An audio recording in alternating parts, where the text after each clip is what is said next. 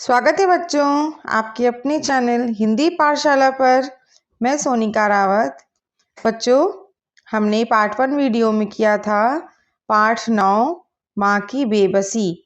उसी के प्रश्न और उत्तर एवं अभ्यास कार्य को हम इस वीडियो में करेंगे, जो कि पार्ट 2 वीडियो है। तो आइए बच्चों,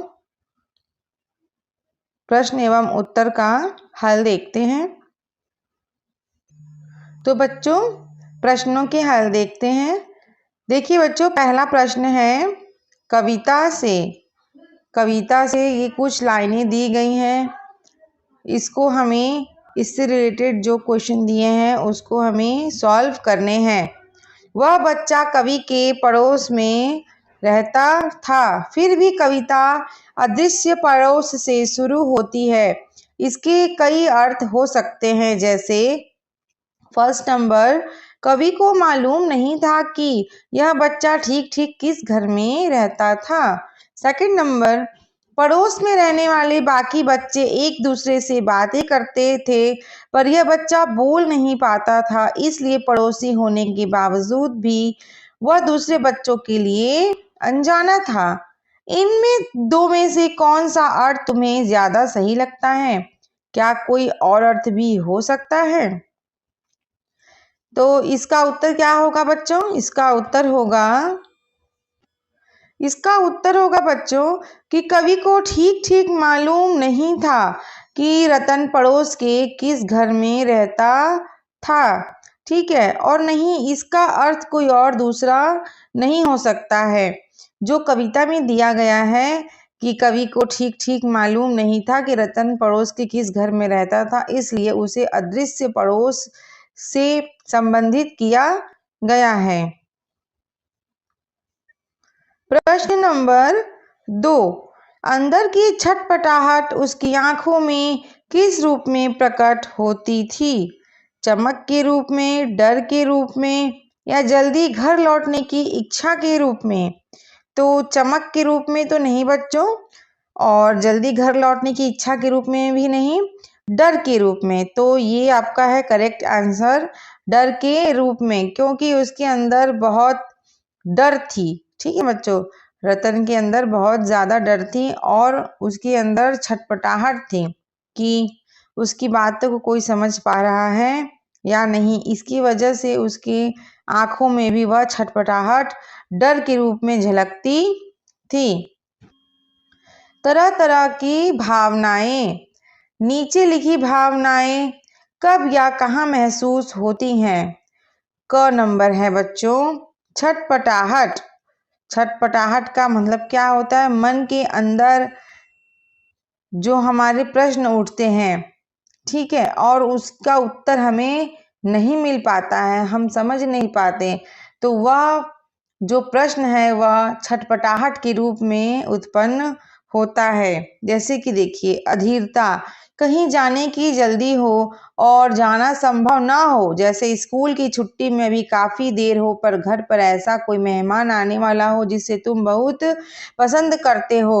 अधीरता, मन अधीर हो रहा है, धीरज नहीं है, तो छटपटाहट होती है। इच्छा, किसी चीज को पाने की इच्छा हो पर वह तुरंत मिल ना सकती हो, जैसे भूख लगी हो पर खाना तैयार ना हो। संदेश, हम कोई संदेश देना चाह रहे हो पर दूसरे समझ ना पा रहे हो, जैसे शैक्षिक से कहना हो कि घंटी बज गई है, अब पढ़ाना बंद करें, पर उन्हें घंटी सुनाई ना दी हो। ठीक है बच्चों, तो शिक्षक से हमको ये कहना है कि घंटी बज गई है टीचर जी, अब चलिए जाइए, लेकिन टीचर जी को बेल तो सुनाई दिया ही नहीं। तो इनमें से कौन सा अर्थ या संदर्भ इस बच्चे पर लागू होता है? तो ये जो अधीरता दिया हुआ है बच्चों, अधीरता तो बिल्कुल भी नहीं होगा, धीरज तो उसके अंदर था ही। इच्छा, उसको समझ में नहीं आती थी, चलो ठीक है, कि उसको किसी चीज की पाने की इच्छा नहीं थी, उसको यह संदेश देना था। ठीक है, तो बच्चों ये थर्ड नंबर वाला जो है वह इस बच्चे पर लागू होता है।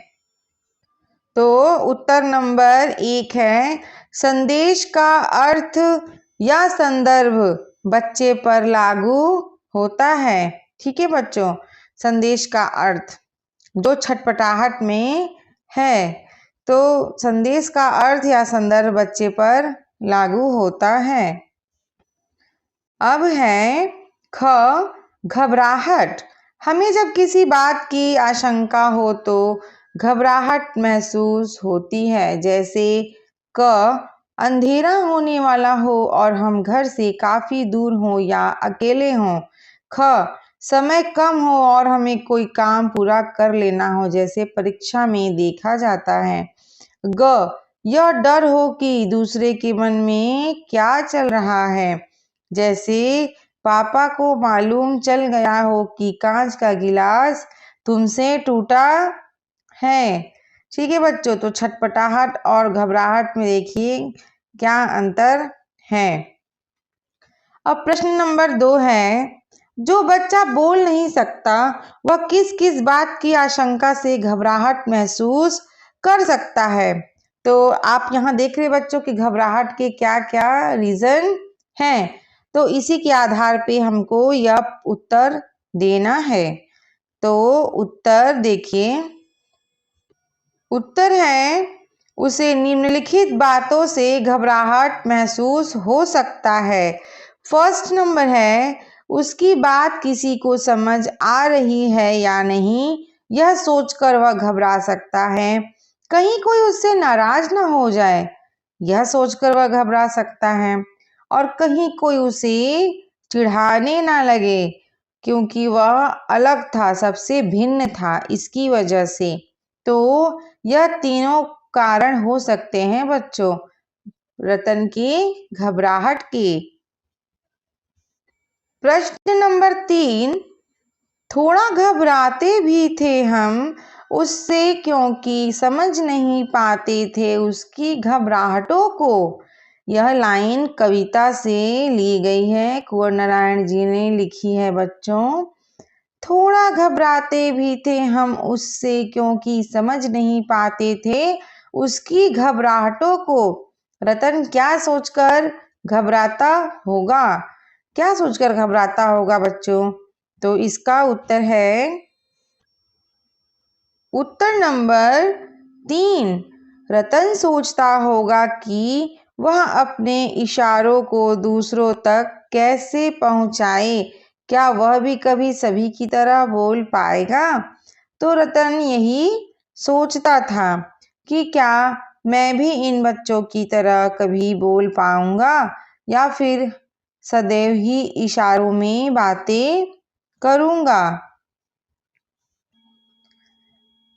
प्रश्न नंबर 3 का दूसरा पॉइंट है, अपने दोस्तों से पूछकर पता करो कि कौन क्या सोचकर और किस काम को करने में घबराता है, कारण भी पता करो। तो उसकी रीज़न जानने बच्चों कि आपकी दोस्त जो हैं उनका नाम क्या है, तो उनका नाम आपको यहाँ लिखना है और वह किस बात से घबराते हैं और घबराने के कारण भी बताने हैं कि वह किस बात से घबराते हैं और घबराने के कारण बताने हैं। ओके, तो बच्चों जो चार्ट बनी हुई थी वहाँ पे फिल इन द ब्लैंक्स में भरने थे। तो वहाँ था दोस्त और सहेली का नाम, ठीक है, दोस्त और सहेली का नाम भरना है बच्चों। किस बात से घबराता है, आपका दोस्त जो है किस बात से घबराता है और घबराने का कारण तो आपको बताना है। आपकी दोस्त का नाम है तेजस और वह अंधेरे से घबराता है और घबराने का कारण अंधेरे में कोई भूत ना दिख जाए इसकी वजह से। अनुष्का है, वह सांप से डरती है, कहीं कोई सांप आकर उसे ना काट ले। शौर्य है, भीड़ से डरता है, भीड़ में कहीं खो ना जाए। और श्रेयस अकेलेपन से कि कोई अकेलेपन में उसे पकड़ ना ले।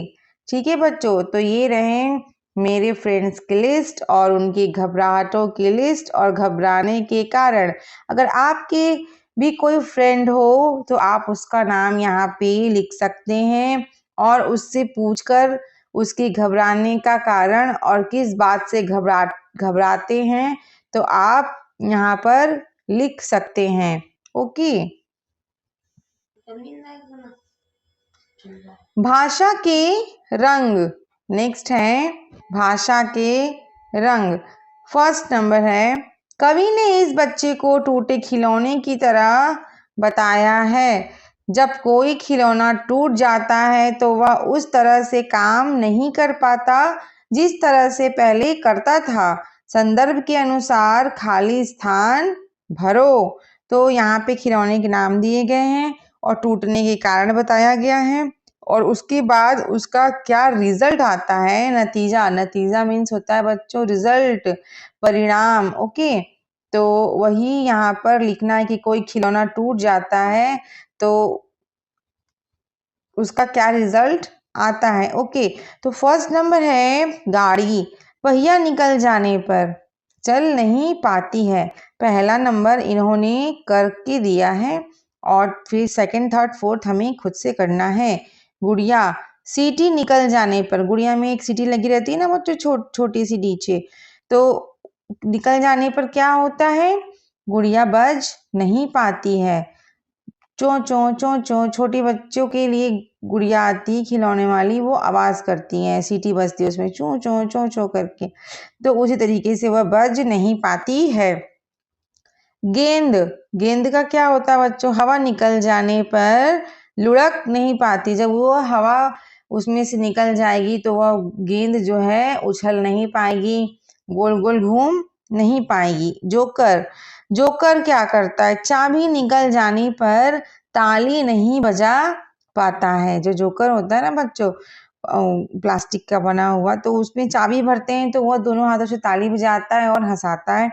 तो जब चाबी निकल जाती है तो वह ताली नहीं बजा पाता है। ओके बच्चों, आप इसको अपने नोटबुक में जरूर कर लें या फिर बुक में इसको नोट डाउन कर लें। ओके, चलते हैं नेक्स्ट क्वेश्चन की तरफ बच्चों।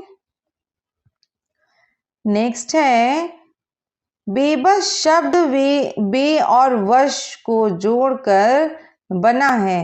यहाँ बे का अर्थ बिना है। नीचे दिए गए शब्दों में यही अर्थ बे छिपा है। इस सूची में तुम और कितने शब्द जोड़ सकती हो। तो आपको यहाँ 4 शब्द दिए गए हैं बच्चों और 4 फिल इन द ब्लैंक्स दिए गए हैं। तो आपको 4 बे शब्द जोड़ने हैं एक शब्द के आगे। ठीक है बच्चों, तो देखिए बेजान, बेचैन, चैन एक शब्द है और बे एक अलग से आगे लगा हुआ शब्द है। ठीक है बच्चों, तो इसको हम लोग आगे जिन शब्दों के आगे एक शब्द लगकर उस शब्द का पूरा मीनिंग चेंज कर दे उसको हम लोग क्या कहते हैं बच्चों, उपसर्ग। क्या कहते हैं, उपसर्ग। और इंग्लिश में कहते हैं प्रीफिक्स। ओके, इसको कहते हैं प्रीफिक्स। तो बेसहारा, सहारा एक शब्द है और उसके आगे बे लगकर इस वर्ड का पूरा मीनिंग चेंज हो गया है। तो ये बन गया है बेसहारा, मतलब सहारा के बिना। फिर है हिसाब और फिर बे लगा दिया गया है बच्चों, तो ये बन गया है बेहिसाब, बिना हिसाब का, जिसका कोई लेखा जोखा ना हो। इसी प्रकार है बेफिक्र, बेरहम, बेघर, बेईमान। ओके, घर का मतलब होता है घर, बे मतलब बिना, यहाँ दिया है ना, अर्थ है बिना, बे का अर्थ है बिना। ओके, तो घर के बिना, ईमान के बिना, रहम के बिना, फिक्र के बिना। समझ में आया बच्चों? तो आगे देखते हैं देखने के तरीके। देखने के तरीकों में क्या दिया गया है, फर्स्ट नंबर है, इस कविता में देखने से संबंधित कई शब्द आए हैं, ऐसे 6 शब्द छांटकर लिखो। ओके बच्चों, तो आइए हम लिखते हैं। देखिए बच्चों, देखने के क्या क्या तरीके होते हैं। 6 शब्द छांटने थे हमें। फर्स्ट अदृश्य, सेकंड देखने में, थर्ड है इशारे में, फोर्थ है निहारती, और फिफ्थ है आंखों में, एंड सिक्स झलकती। इन सबके ये क्या है, ये सारे देखने के तरीके हैं। ठीक है बच्चों, और ये हमारे पोयम में यूज्ड है। ओके बच्चों, नंबर सेकंड है, माँ की आंखों में झलकती उसकी बेबसी। ओके, यह है कविता से लिया गया हुआ पंक्ति। ओके बच्चों, यह लाइन जो है कविता से ली गई है, कविता की ही लाइन है। माँ की आंखों में झलकती उसकी बेबसी, सबसे लास्ट लाइन तो है। इससे प्रश्न किया जा रहा है, आंखें बहुत कुछ कहती हैं। सही बात है, आंखों में ही इमोशंस होते हैं बच्चों। अगर हम दुखी होते हैं तो दुख के इमोशंस आ जाते हैं, खुश होते हैं तो खुशी के, और अगर परेशान होते हैं तो परेशानी के, डरे हुए होते हैं तो डर के इमोशंस आ जाते हैं इन आंखों में। इन आंखों में बहुत ही गहराइयां होती हैं, ये आंखें बहुत ही गहरी हैं। ठीक है बच्चों, तो वे तरह तरह के भाव लिए हुए होती हैं। नीचे ऐसी कुछ आंखों का वर्णन है, इनमें से कौन सी नजरें तुम पहचानते हो? सहमी नजरें, प्यार भरी नजरें, क्रोध भरी आंखें, उनींदी आंखें, शरारती आंखें, डरावनी आंखें। तो यहाँ 6 तरीकों की आंखों का वर्णन दिया हुआ है बच्चों। सहमी नजरें मीन्स डरी हुई नजरें। ठीक है, सहमी नजरों का मतलब होता है डर जाना। क्रोध भरी आंखें का मतलब है कि आंखों में गुस्सा होना। शरारती आंखें मीन्स कुछ बदमाशी करके छिप जाना। प्यार भरी नजरें का मतलब होता है प्यार दिखना, ममता दिखना। उनीदी आंखें, आंखों में नींद होना। डरावनी आंखें मीन्स कोई आपको डरा रहा हो, वैसी आंखें। तो हम किन किन आंखों को पहचान पाते हैं, तो आइए देखते हैं बच्चों। मैं इन 4 आंखों को पहचान सकती हूँ। अगर आपको उनमें से कोई और भी समझ में आए तो आप उसे लिख सकते हैं। मेरा है प्यार भरी नजरें। मैं प्यार भरी नजरों को बहुत ही आसानी से पहचान सकती हूँ। और सेकंड है क्रोध भरी आंखें। क्रोध भरी आंखों को भी पहचान सकती हूँ।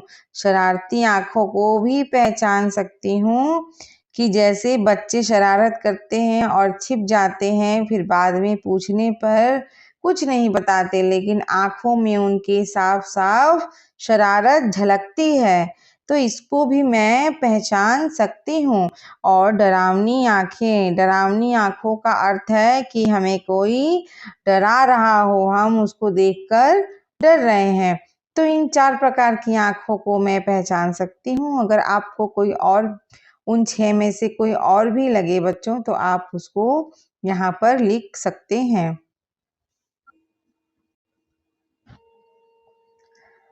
प्रश्न नंबर 3, नीचे आंखों से जुड़े कुछ मुहावरे दिए गए हैं, तुम इनका प्रयोग किन संदर्भों में करोगे?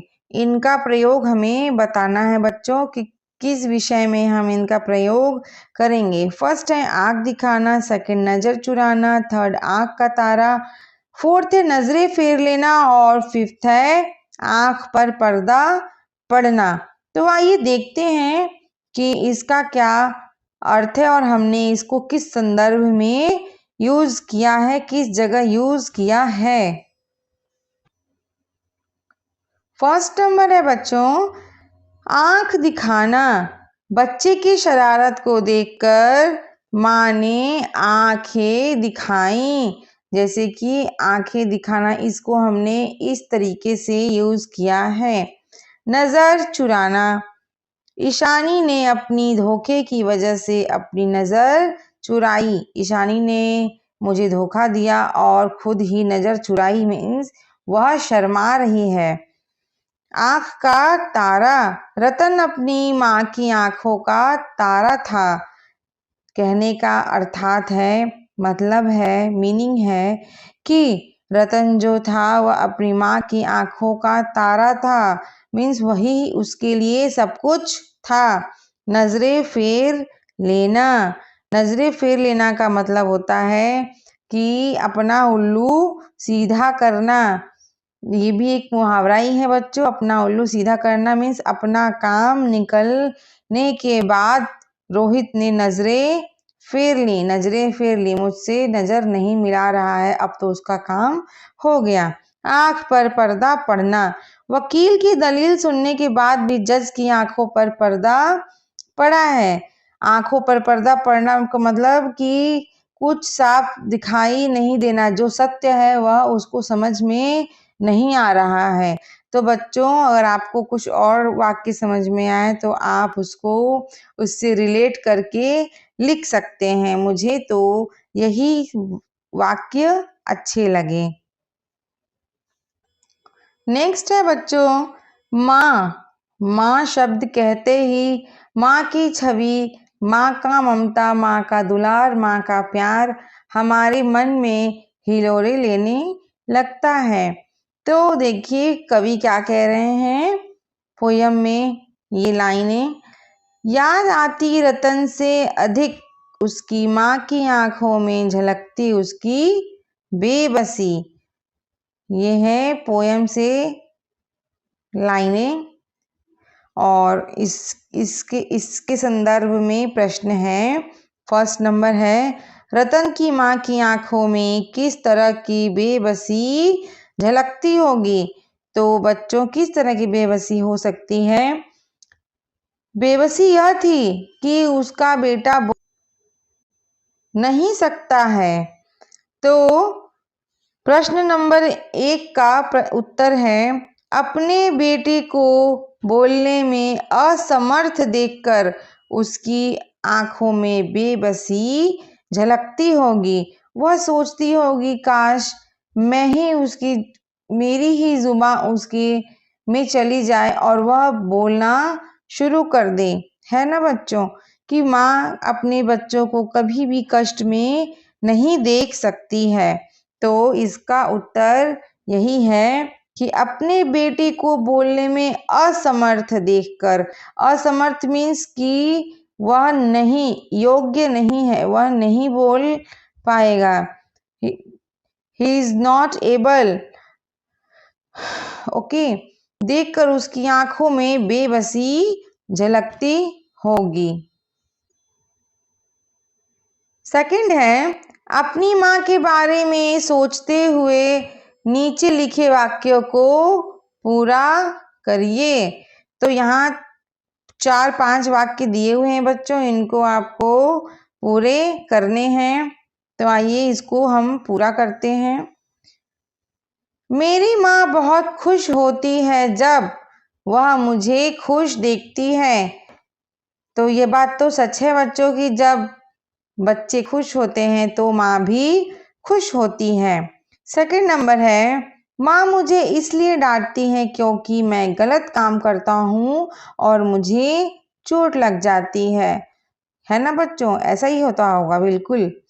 और है थर्ड नंबर है, मेरी माँ चाहती है कि मैं पढ़ लिख कर सम्मानित व्यक्ति बनूं, एक रिस्पेक्टेड पर्सन बनूं। मेरी माँ यही चाहती है। फिर फोर्थ है, माँ उस समय बहुत बेबस हो जाती है जब उनकी तबीयत खराब हो तो वह मेरे लिए कुछ नहीं कर पाती हैं, तभी वह बहुत बेबस हो जाती हैं। नेक्स्ट है बच्चों, मैं चाहता हूँ कि मेरी माँ हमेशा स्वस्थ रहे और मुझे प्यार करे। है ना बच्चों, तो सभी यही चाहते हैं कि सबकी माँ स्वस्थ रहे, हेल्दी रहे और उन्हें ढेर सारा प्यार करती रहे। उनकी ममता, उनकी दुलार, उनका लव, केयर, अफेक्शन बच्चों के लिए कभी भी कम ना हो और वह कभी नहीं चाहते कि उनकी माँ उनसे दूर हो, है ना बच्चों। तो बच्चों आज यह पार्ट 2 वीडियो खत्म होता है। प्रश्न उत्तर आप अपने एक्सरसाइज बुक में कर लीजिए और तब तक के लिए bye bye and subscribe my channel बच्चों। मैं हर 2 दिन में नेक्स्ट चैप्टर की वीडियो को अपलोड करती हूँ। ओके, तो thanks for watching my channel बच्चों। Bye bye.